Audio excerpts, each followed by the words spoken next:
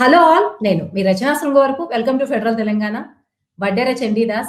తెలుగు సాహిత్యంలో ఎవరు కూడా ఈ రచయిత పేరుని మర్చిపోలేరు త్వరగా. రాసింది ఏక సంఖ్యలో ఉన్నటువంటి అంటే సింగిల్ డిజిట్ నంబర్‌లో ఉన్నటువంటి రచనలు అయినప్పటికీ కూడా, ఇప్పటికీ కూడా తెలుగులో గొప్ప రచయితల్లో ఒకరిగా వడ్డెర చండీదాస్ గారిని చెప్పుకుంటూ ఉంటాము. అయితే ఆయన రచనల ద్వారా అనుక్షణికం గావచ్చు, హిమజ్వాల గావచ్చు, చీకటిలోంచి చీకటిలో కావచ్చు, ఇప్పుడు మనం ఎంతో గొప్పవని చెప్పుకున్నప్పటికీ, ఆయన రాసిన టైమ్ పీరియడ్‌లో అవి కొంత విమర్శలు గూడా పొందాయి. అలాగే వడ్డెర చండీదాస్ గారి లైఫ్ కూడా ఎంతో స్పెషల్ లైఫ్ అయింది. ఆయన పర్సనల్ లైఫ్ గురించి తెలుసుకోవాలన్న ఆసక్తి ఈ జనరేషన్‌కి ఉంటుంది. ప్లస్ అదొక స్ఫూర్తిదాయకమైన కథగా కూడా ఉంటుంది. నవంబర్ 30 ఆయన జయంతి. అయితే ఈరోజు డిసెంబర్ 1. సో, అంత గొప్ప వ్యక్తి గురించి మాట్లాడుకోవడానికి ఓ రోజు అటు ఇటు అయినా పెద్ద ఆలోచించాల్సిన అవసరం లేదు గాబట్టి, వడ్డెర చండీదాస్ గారితో వ్యక్తిగత అనుబంధం ఉన్నటువంటి ప్రొఫెసర్ కిరణ్ క్రాంతి చౌదరి గారు ఈరోజు మనతో ఉన్నారు. ఇకపోతే కిరణ్ గారి గురించి వివరాల్లోకెళ్తే బేసికల్‌గా ఆయన రైటింగ్ బ్యాక్‌గ్రౌండ్ అంటే కంప్లీట్ రైటర్ గాదు. ఒక ఆర్కియాలజిస్ట్‌గా చేశారు.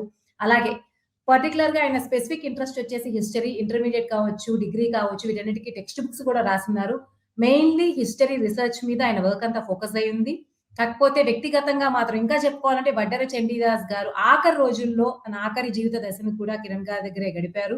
కిరణ్ గారు చాలా క్లోజ్. సో, ఈ క్రమంలో వడ్డెర చండీదాస్ గారితో గు వడ్డెర చండీదాస్ గారి గురించి మరికొన్ని వివరాలు, పాఠకులు ఏవైతే తెలుసుకొని ఇన్‌స్పైర్ అవుతారో వాటితో పాటు ఒక కామన్ హ్యూమన్‌గా ఆయన ఎలా ఉండేవారు? ఈ వివరాలన్నీ కూడా కిరణ్ గారిని అడిగి తెలుసుకుందాం. కిరణ్ గారు, వెల్కమ్ టు ఫెడరల్ తెలంగాణ. నమస్కారం అండి. నమస్కారం. ఆహ్, మీకు చండీదాస్ గారి గురించి ఇలాంటి ఒక పరిచయ కార్యక్రమం చేయాలని అనుకోవడమే ఒక గొప్ప విషయంగా భావిస్తూ మీకు ముందుగా నా శుభాకాంక్షలు, అభినందనలు. కిరణ్ గారు, ఫస్ట్ మీరు కంప్లీట్‌గా రైటర్ గాదు. అంటే ఒక పుస్తకం 'రాగధూళి' రాసినప్పటికి కూడా మీ బ్యాక్‌గ్రౌండ్ కొంచెం డిఫరెంట్ గాబట్టి, అసలు వడ్డెర చండీదాస్ గారి మీద మీ ఫస్ట్ ఇంప్రెషన్ ఎలా ఏర్పడింది? ఆయన రైటర్ గాబట్టి మోస్ట్ పాపులర్ అయ్యుండొచ్చు. మీకు ఆయనతో ఫస్ట్ పరిచయం గావచ్చు. అదెలా జరిగింది? ఇది ఇది నిజంగానే ఒక అద్భుత సంఘటనగా చెప్పుకోవచ్చటండి. ఎందుకంటే నేను ఆయన సబ్జెక్ట్ కాదు, ఆయనకి శిష్యుడిని కాదు. ఒక రకమైన ఆయన మాటల్లో చెప్పాలంటే ఆయన నన్ను అకారణ ప్రేమ అని అనేవాళ్ళు. అంటే ఆయన్ని ఏదో ఒక గౌరవ భావంతో కూడినటువంటి ఒక అనుబంధం ఏర్పడింది. ఒకరినొకరిని నేను ఎగ్జామ్ రాస్తుంటే ఇన్విజిలేటర్‌గా వచ్చినప్పుడు చూసి నవ్వుకోవడం. ఎవరో ఈ కుర్రాడు చక్కగా చేస్తున్నాడు, బాగున్నాడు అని ఆయన అనుకోవడం.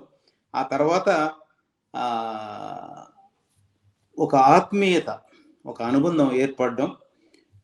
చివరికి కొన్ని కారణాల వల్ల వాళ్ళ అమ్మాయి పెళ్లి కూడా నేనే దగ్గరుండి మా కుటుంబం చేశాము. ఆయన ఒక అతిథిగా వచ్చి ఆయనకి ఏం కావాలో చెప్పి పెళ్లిలో చేయించుకొని వెళ్ళిన వ్యక్తి. అలాగా ఒక ఆత్మీయత ఏర్పడడంతో వాళ్ళ అమ్మాయి పెళ్లి తర్వాత 1993 ఆ ప్రాంతంలో మా ఇంటికి ఒకరోజు ఇంకొక పరిశోధక విద్యార్థిని ద్వారా మా ఇంట్లో ఆయన్ని విడిచిపెట్టి వెళ్ళమని ఆయన చెప్పడం. రాత్రి 10 గంటల ప్రాంతంలో మా ఇంటికి రావడం. అప్పుడు ఆయనకి కొంచెం అనారోగ్యంగా ఉన్నారు, జ్వరము అది. అప్పటి నుంచి చనిపోయేంత వరకు 2005 వరకు దాదాపు 12 ఏళ్ల చిల్లర మా ఇంట్లోనే ఉన్నారు. ఒక విలక్షణమైనటువంటి సలక్షణాలు కలిగినటువంటి వ్యక్తి వడ్డెర చండీదాస్. నేను సాహిత్యం కంటే ఆయనలో ఉన్నటువంటి వ్యక్తిత్వం పైన నేను ఎక్కువగా ఇష్టపడతాను. నొప్పించడం కానీ, అలాగే ఇతరులతో ఎక్కువగా మాట్లాడడం కానీ ఉండవు. ఆయనతో ఎవరైనా పెద్దవాళ్ళు కూడా చాలా చాలా పెద్ద రచయితలు వచ్చినా కూడా వాళ్ళు చెప్తుంటే నవ్వుతూ వింటుంటారు తప్పితే ఆయనగా ఎక్కువగా మాట్లాడేవారు కాదు.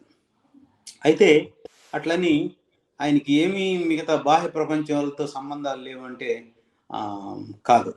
నాకున్న కారు కానీ, నేను వేసుకున్న డ్రెస్ కానీ, దాని గురించి కానీ, పిల్లల గురించి కానీ అన్నీ అద్భుతంగా చూసి కామెంట్ చేసేవాళ్ళు.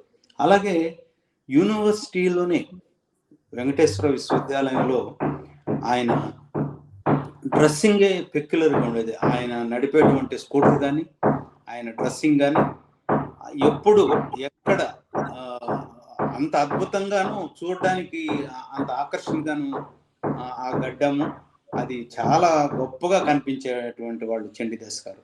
అలాగా మా ఇంటికి రావడం, తర్వాత మా ఇంట్లోనే ఉంటూ మా ఇంటి నుంచే యూనివర్సిటీకి ఒక రిక్షా మాట్లాడి దాదాపు మళ్ళా కొన్ని ఏళ్ళు ఆ రిక్షాలోనే వెళ్ళి వచ్చేవాళ్ళు. స్కూటర్ కూడా నడిపేవాళ్ళు కాదు.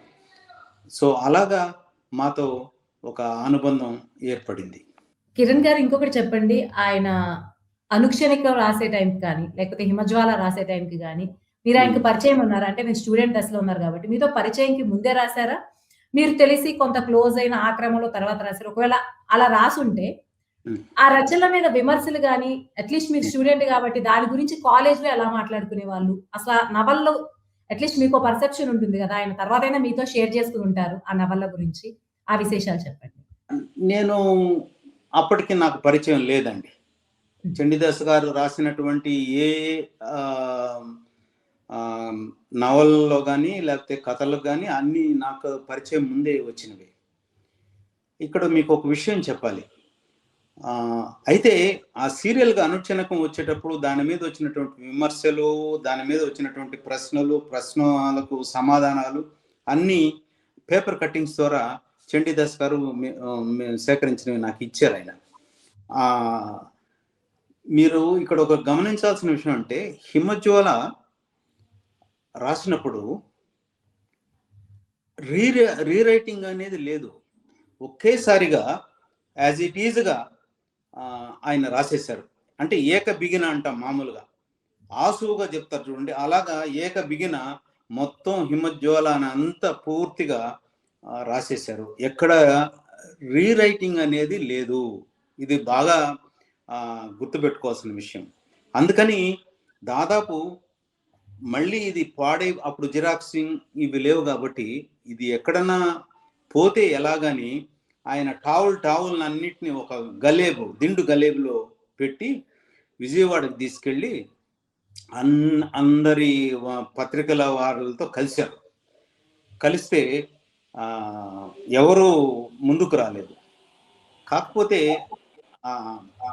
మల్లికార్జున రావు అని ఒక ఆయన ఉన్నారు విజయవాడలో. ఆయన ద్వారా ఆంధ్రజ్యోతి అప్పటి ఎడిటర్ పురాణం సుబ్రహ్మణ్యం శర్మ గారి దగ్గరికి వెళ్తే ఆయన చాలా మామూలుగా అక్కడ ఉంచేళ్ళండి అని అన్నారు. ఈ దిండుగలేబు ఎందుకంటే ఏదైనా పోతే ఎలాగని దాన్ని పెట్టుకొని తల కింద పెట్టుకొని ప్రయాణం చేశాడు ఆయన. దాన్ని ఆయన పెట్టి వెళ్ళండి అన్నారు. వెళ్ళిన తర్వాత ఎందుకో కొన్ని దాదాపు ఒక 2 ఏళ్ళు అట్లా అలాగా ఆయన బీరువా అంతా దొరుకుతుంటే ఈ కట్ట బయటపడతాయి. అప్పుడు పూర్ణం గారు తన ఆఫీసులో పనిచేసే వాళ్ళతో ఇది నా కారులో పెట్టించండి అని కారులో పెట్టడము. ఆయన ఇంటికి వెళ్ళి కొంత చదివిన తర్వాత ఆయనకి ఇంకా నిద్ర రాక మొత్తం చదవడం మొదలుపెట్టారు. చదివి ఇంత అద్భుతమైన నవల ఎలాగా వదిలేశాము అనేసి ఆయన దాన్ని సీరియల్గా రావడం మొదలుపెట్టింది. ఆ సీరియల్గా వచ్చేటప్పుడు ఆంధ్రజ్యోతి యొక్క సర్క్యులేషన్ కొద్దిగా పడిపోయింది మొదట. ఎందుకంటే దీన్ని అర్థం చేసుకునేటువంటి ధోరణి అప్పటికి ప్రజల్లో అంతగా లేదని అనిపించింది. అప్పుడు అందుకని ఒక సీరియల్తో పాటు ఇంకొక సీరియల్ బాగా పాపులర్ అయినటువంటి కుటుంబాల్లో పాపులర్ అయినటువంటి రచయితలు సీరియల్గా వేయడం మొదలుపెట్టారు. 2 సీరియల్ అలాగా ఆంధ్రజ్యోతిలో ఇంట్రడ్యూస్ చేయడం జరిగింది. సో చండీదాస్ గారి నవల సీరియల్స్ దాదాపు రావడంతో కొంతకాలానికి దాదాపు ఒక 6 నెలలకి ఆంధ్రజ్యోతి ఎప్పుడు వస్తుంది, చండీదాస్ గారి కథలో నవల్లో ఏం జరగబోతుంది అనేది ఎక్కువగా ఆతృత పెంచింది. దానికి ఆ ఆతృత పెంచినప్పుడు సమాధానాలు కూడా ప్రశ్నలు సమాధానాలు ఉంటే బాగుంటుందని ఆయన పురాణం గారు అప్పుడు ఈ క్వశ్చన్ అండ్ ఆన్సర్స్ ఇంట్రడ్యూస్ చేశారు ఈ నవల మీద. దాంతో చాలా విస్తృతమైనటువంటి పాపులారిటీ రావడము, అందులో వాడినటువంటి భాష సామాన్యులు కూడా అర్థమవుతూనే కొత్త పదాలని ప్రయోగించారు చండీదాస్ గారు. చండీదాస్ గారు రాసినటువంటి భాష మామూలుగా ఉండదు. అక్షరాలు కానీ, పదబంధాలు కానీ, వాటి సమూహంగా దాన్ని వర్ణించే తీరు కానీ చాలా అద్భుతంగా పాఠకుల్ని ఆకట్టుకుని సాహిత్య లోకంలో ఒక ఉర్రూతలూగించింది హిమజ్వాల. ఆ తర్వాత ఆయనకి దానికి అవార్డు కూడా ప్రకటించారు. అయితే అకాడమీ అవార్డు ఆయన దాన్ని తిరస్కరించారు. ఎందుకంటే అకాడమీ అవార్డు తీసుకుంటే ఒక సంవత్సరం నిర్దేశింపబడుతుంది. ఆ నిర్దేశింపబడిన సంవత్సరంలోనే ఆ పుస్తకం వెలువడి ఉండాలి. అట్లా దీన్ని బ్యాక్ డేట్లో ఇస్తున్నామని చెప్పి అనౌన్స్ చేస్తే ఆయన నాకు అలాంటి అవార్డు వద్దని దాన్ని తిరస్కరించారు కూడా. చండీదాస్ గారు ఆ విధంగా ఒక విలక్షణ వ్యక్తిత్వంలోనే కాదు, ఆయన ధోరణిలో కూడా, ఆయన ఆలోచన కూడా విపరీతం కాదు, కానీ వేరే రకంగా, మామూలు వాళ్ళకంటే వేరే రకంగా కనిపిస్తాయి. తాత్విక ధోరణితో పాటు అస్తిత్వవాదం ఆయన నవల్లో మనం చూడొచ్చు. సాత్రే మీద ఆయన వర్క్ చేశారు కాబట్టి సాత్రే ఫిలాసఫీతో పాటు ఆయన ఒక కొత్త రకమైనటువంటి తాత్విక వివేచనని, ఆలోచనని కలిగినటువంటి వ్యక్తి. దాన్నే మనకి నవల రూపంలో మనం చూడొచ్చు. కిరణ్ గారు, ఇంకొకటి, మీరు ఆయన నవల మీద విమర్శలు వచ్చాయని చెప్పారు. ఫస్ట్ సర్క్యులేషన్ పడిపోయినా తర్వాత తప్పైందని చెప్పారు. తర్వాత మీతో ఆయన జర్నీ కొనసాగిన క్రమంలో ఎప్పుడైనా ఈ విమర్శల గురించి గాని, ఈ నవల గురించి ఏమైనా ప్రత్యేకంగా పంచుకున్నారా? అలాగే మీకు తెలిసినంత వరకు ఆ కాలంలో ఆయన నవలకి, ఆయన పట్ల విమర్శలు రావడానికి ప్రధాన కారణాలు ఏంటంటారు? ఎవరు వీటిని విమర్శించారు? ఎవరికి ఇవి నచ్చలేదు? ఎవరికి ఇవి యాప్ట్‌గా అంటే బాగా నచ్చాయి? ఇప్పుడు అప్పుడున్నటువంటి పేర్లు అయితే నేను చెప్పను, కానీ వాళ్ళందరూ నాకు తెలుసు. ఇప్పుడు కూడా చాలా మంది ఉన్నారు. సమకాలీన ధోరణులు లేకుండా ఏదో ఒక ఒక అద్భుతమైన వర్ణనలతో ఇలా నవలలు దేనికి పనికొస్తాయని చాలా మంది అన్నారు. కానీ నవలంతా బయట వచ్చిన తర్వాత, అది మళ్ళీ పబ్లిష్ అయిన తర్వాత చాలా గొప్పగా దాన్ని ఆదరించారు. విమర్శలు అంటే అదేనండి, వర్ణనలు ఎక్కువ ఉంటాయని, స్త్రీ పురుష సంబంధాల మధ్య, బాంధవ్యాల మధ్య ఆ వర్ణనలు చాలా విపరీతంగా ఉంటాయని మాట్లాడడం. అయితే దీని తర్వాత అనుక్షణకం వచ్చింది. అనుక్షణకాన్ని రీరైట్ చేశారు చండీదాస్ గారు. ఆ అనుక్షణకం రీరైట్ చేసి కొంచెం కుదించడం కూడా జరిగింది. అంటే ఎందుకు చెప్తున్నా అంటే, హిమజ్వాలను రీరైట్ చేయలేదు ఆయన, ఒకేసారి రాశారు. అనుక్షణకం మాత్రం రీరైట్ చేయడం జరిగింది.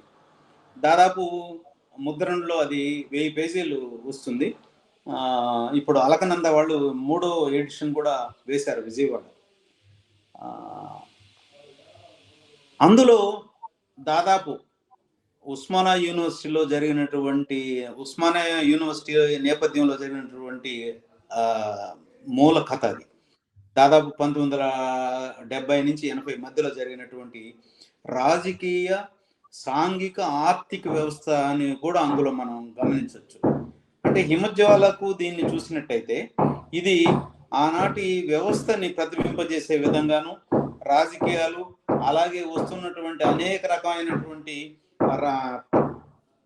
కవుల యొక్క వ్యవస్థలు పైన కూడా మనం అందులో గమనించవచ్చు. అంతేకాకుండా నాకు తెలిసి కొందరేమో 200 పాత్రలు ఉంటాయి అందులో అని అన్నారు, కానీ నేనైతే దాదాపు 280 దాదాపు ఉండొచ్చునని నేను అనుకుంటున్నాను. అంటే అందులో పరిచయం అయ్యేటువంటి వ్యక్తులు, వాళ్ళ యొక్క అవగాహనలో మనం చూసినప్పుడు అంత అన్ని క్యారెక్టర్స్ ఉన్న నవల తెలుగులో రాలేదని నేను అనుకుంటాను. ఇక వస్తుందని కూడా నేను అనుకోను. ఆ రకంగా అనుక్షణకం అనే పేరులోనే ఒక కొత్త ప్రయోగం అది. పదబంధాలు క్షణకం క్షణం అనుక్షణం అనుక్షణికం అని ఆయన దాన్ని ఆ పదబంధాన్ని చేర్చడం చాలా గొప్పదే. అందులో ఉన్నటువంటి వచ్చేటువంటి పదాలన్నీ కూడా అద్భుతంగా ఉంటాయి. మనకి కొత్తగా ప్రయోగించినటువంటి పదాలు. ఉదాహరణకి రక్షించడం అంటాడు ఆయన.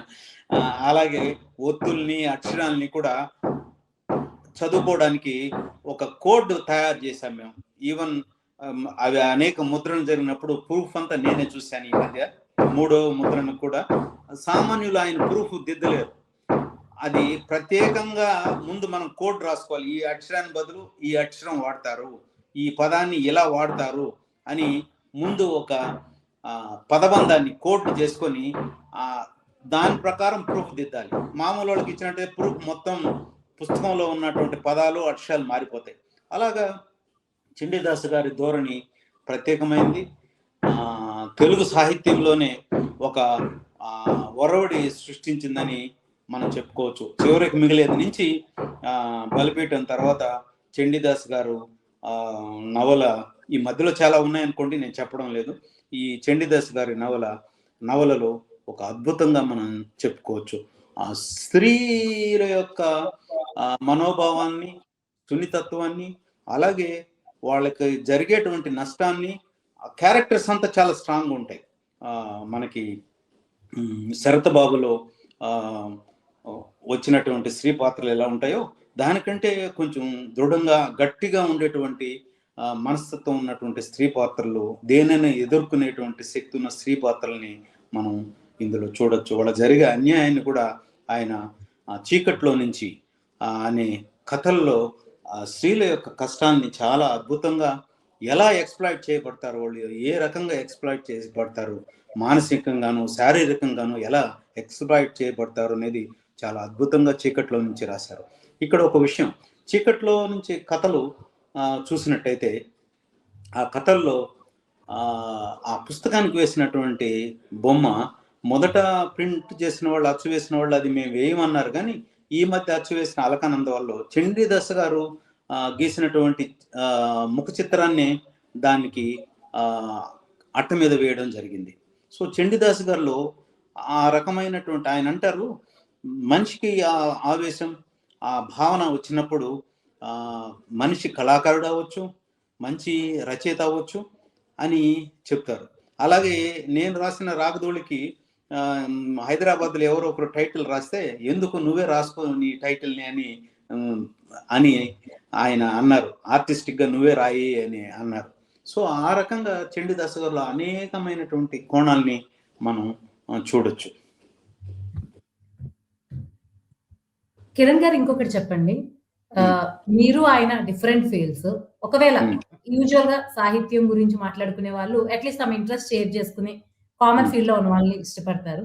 అంటే అసలు మీ ఇద్దరి ఫ్రెండ్షిప్ ని ఆయన యాంగిల్ లో మీరు ఎలా చూస్తారు? ఎందుకంటే మీరిద్దరు ఎప్పుడైనా ఇంత కాలంలో మాట్లాడుకున్నప్పుడు ఎప్పుడో ఒకసారి వస్తుంది. మీరు ఎలా చూసేవాళ్ళు, ఆయన ఎలా చూసేవాళ్ళు, దాని గురించి చెప్పండి. లిటరేచర్ సంబంధించినటువంటి డిస్కషన్స్ తక్కువ మాట్లాడుకునేవాళ్ళం అండి మేము. చాలా తక్కువ. ఎంతసేపు జనరల్గా ఉండేటువంటి విషయాలు ఎక్కువగా మాట్లాడుకునేవాళ్ళం. ఎవరన్నా వచ్చి వెళ్ళినప్పుడు పెద్ద రచయిత లేకపోతే విమర్శకులు ఎవరో ఆయన చూడడానికి వచ్చినప్పుడు వాళ్ళు వెళ్ళిన తర్వాత వాళ్ళ గురించి ఎప్పుడైనా ఒక చెనుకు వదిలేవాళ్ళు నాతో. ఇలా వచ్చారు, ఇలా మాట్లాడారు, ఏదో మాట్లాడతారు, వెళ్తారు, ఎందుకోసం వస్తారని అనేవాళ్ళు. అంత తప్పితే సాహిత్యం పైన మా డిస్కషన్ తక్కువ. నేను ఏదన్నా నా రీసెర్చ్ వర్క్ రాసినప్పుడు, పేపర్ రాసినప్పుడు ఆయన చూసేవాళ్ళు, చూసి సజెషన్స్ చెప్పేవాళ్ళు, ఇలా ఉంటే బాగుంటుంది, ఇలా ఉంటే బాగుంటుందని. అలాగే నేను రాసిన రాగదోళికి కూడా ఆయన అనులీన అని ముందు మాట రాశారు. అది చాలా అద్భుతమైన పేరు వచ్చింది. దాని మీద వచ్చిన రివ్యూలు కూడా చాలా, అప్పట్లో భారతీలో కూడా రివ్యూ వచ్చింది నా రాగదోళి మీద.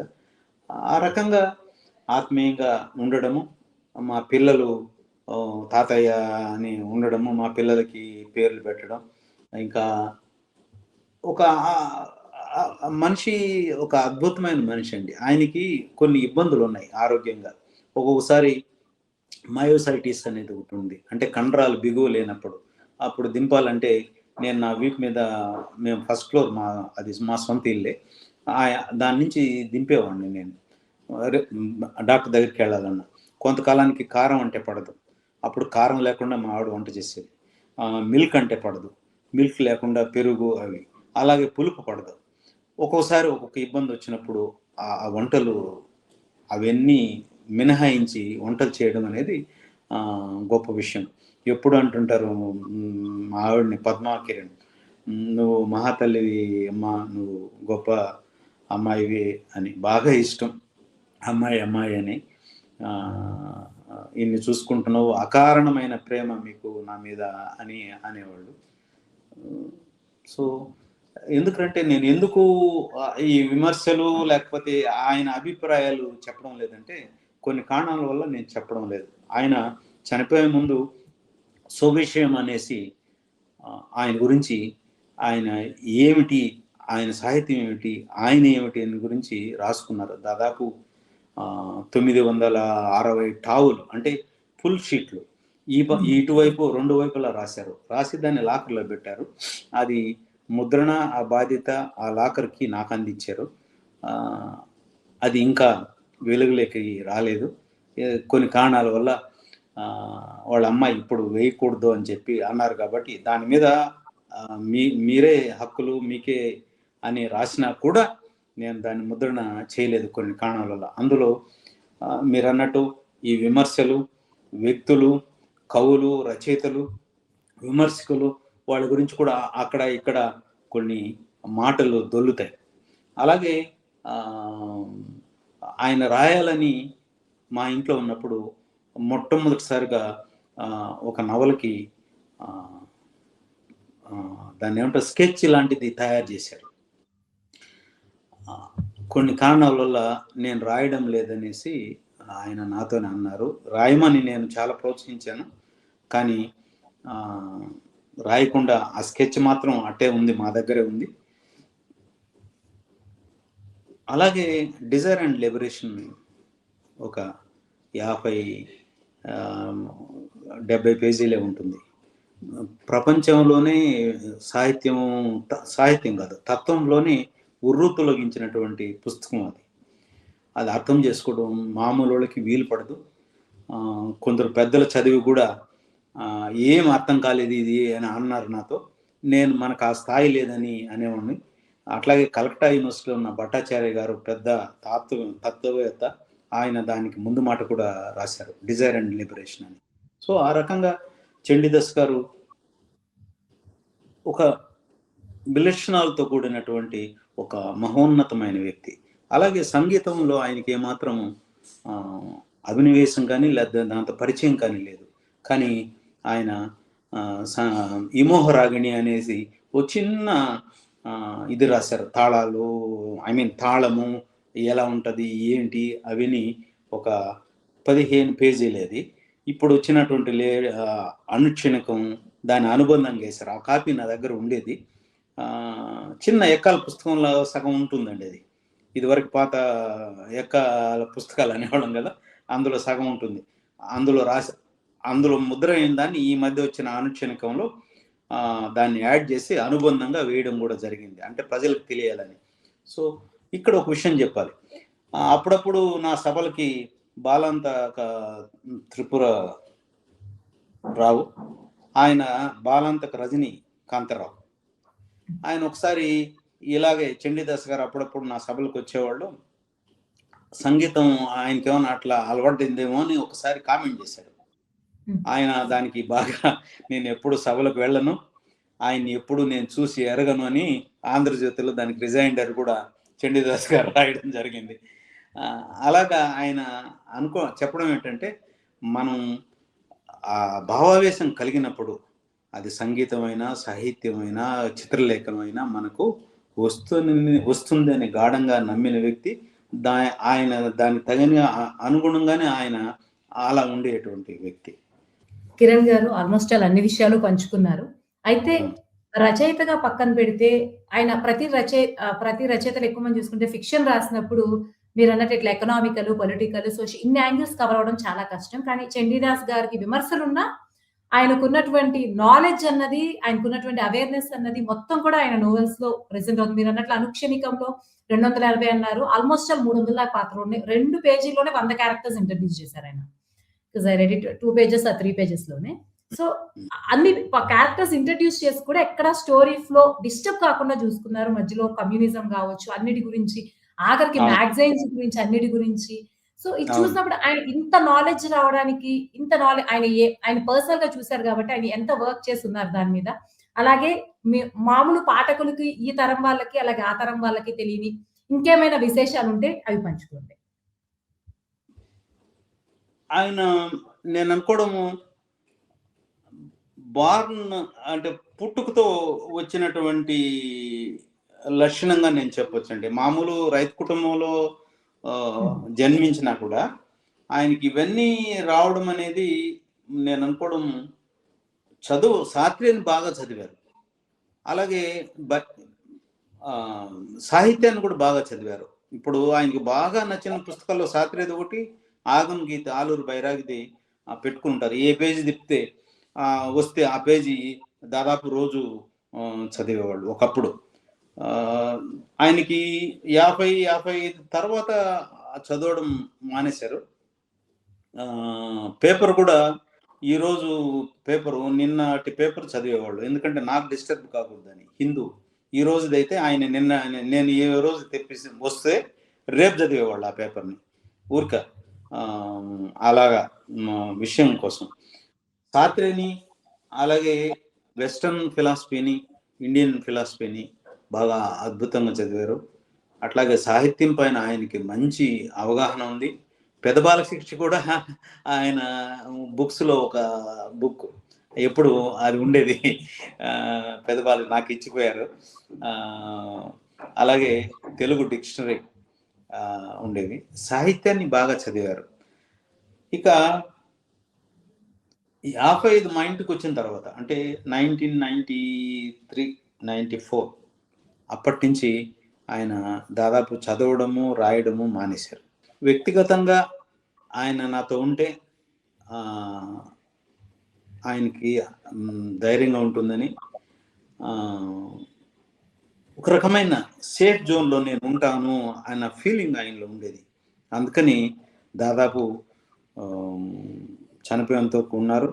అలాగే మా పిల్లలు ఆయన పెట్టినటువంటి పేర్లే విశోక, సోనిమ, ప్రణవ్ అని, త్రిషిత్ అని ఇలాగా పేర్లన్నీ ఒక వినూత్నంగా ఉండేటువంటి పేర్లు ఆయన పెట్టడం జరిగింది. అలాగే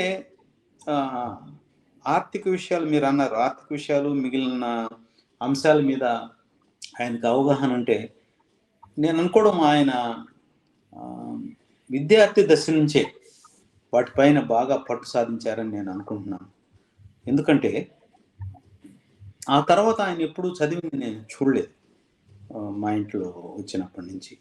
కానీ ప్రతి అంశం మీద అవగాహన ఉంటుంది. అలాగే వ్యక్తుల్ని వచ్చి ఆయనతో ఒక అరగంట గడిపి వెళ్ళిన వాళ్ళని బాగా అంచనా వేసేటువంటి శక్తి సామర్థ్యాలు ఆయనకు బాగా ఉన్నాయి. అలాగే డ్రెస్సులు, బట్టలు కానీ పిల్లలకి కొన్నప్పుడు ఆయన కలరు, ఆ కాంబినేషన్స్ కానీ చాలా అద్భుతంగా చెప్పేటువంటి వ్యక్తి చండీదాస్ గారు. ఆయన మాటల్లో చెప్పాలంటే నాకు రాసినప్పుడు అకారణ ప్రేమ నాపై నీకు అని రాసేవాళ్ళు. ఒక రకంగా చెప్పాలంటే అది నాకు కూడా తెలియదు ఎందుకు మేమంత దగ్గరగా అయ్యామనేది నేను చెప్పలేకపోతున్నాను. చాలామంది పెద్ద పెద్ద రచయితలు వచ్చేవాళ్ళు కానీ అందరితో ఆయన నవ్వుతూ వాడు మాట్లాడుతుంటే వింటారు. ఒక రచయిత కూడా ఏంది ఎంతసేపు మేమే మాట్లాడుతుంటే ఆయన గమ్మున నవ్వుతుంటారు అని. నవ్వుతుంటే ఈయన బాగా వింటున్నారు, మనల్ని ప్రోత్సహిస్తున్నారు అనుకుంటే పొరపాటండి. ఆయన నవ్వుతూ ఉంటారు. మీ మాటలు వింటారో, ఒక్కోసారి వినరో కూడా నేను చెప్పలేను. పొమ్మని మాత్రం ఎవరిని అనరు. రమ్మని అన్నారు. అలాగా గడిచిపోయి మాతో ఉండేవాళ్ళండి. కిరణ్ గారు, one final question. Commercial writers ని పక్కన పెడితే ఎవరైతే ఇలా రాశారు వడ్డెర చండీదాస్ గారిలాగా, రచయితలు ఆర్థిక ఇబ్బందులు ఎదుర్కొన్న సందర్భాలు ఎక్కువగా ఉన్నాయి. ఇప్పటికి కూడా లిటరరీ ఫీల్డ్ లో ఉన్న వాళ్ళు ఆ ఫైనాన్షియల్ గా సౌండ్ గా ఉందని ఇంప్రెషన్ ఉంది. చాలా మంది ఆ పొజిషన్ లో ఉన్నారు. చండీదాస్ గారు ఏమన్నా అటువంటి ఆర్థిక ఇబ్బందులు రచయిత అవ్వడం వల్ల ఏమన్నా పడ్డారా? లేకపోతే హి వాస్ వెల్ ఎనఫ్? లేదండి.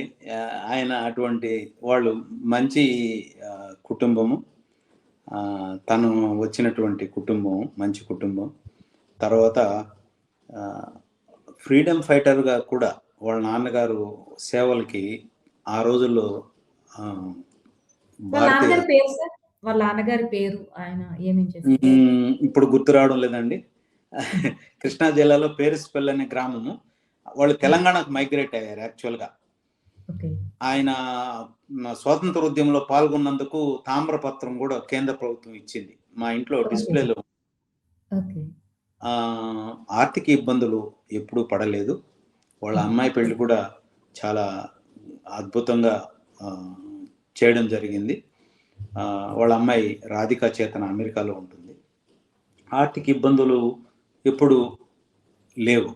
ఇక్కడ మీరు ఒక గమనించాల్సిన విషయం ఏంటంటే, శ్రీ వెంకటేశ్వర విశ్వవిద్యాలయంలో ఉద్యోగంలో చేరేటప్పటికే పీహెచ్‌డీ ఉన్నటువంటి ఇద్దరు ముగ్గురులో చండీదాస్ గారు ఒకరు. ఓకే. ఆ రోజుల్లో పీహెచ్‌డీ అంటే చాలా కష్టం. ఆ ఉద్యోగంలో చేరిన వాళ్ళు చండీదాస్ గారు, పీహెచ్‌డీతో చేరిన వాళ్ళు చండీదాస్ గారు ఇద్దరు ముగ్గురులో ఒక్కరు ఆర్ట్స్‌లో. అలాగే ఆయన అప్పట్లో 58 ఏళ్ళే సర్వీస్ రిటైర్మెంట్. 60 వరకు చేయొచ్చు, అది కౌంట్ కాదు. కానీ 58కి ఆయన నేను ఇంకా ఉద్యోగం చేయను అట్లా అనేసి 58కి ఆయన రిటైర్మెంట్ తీసేసుకున్నారు.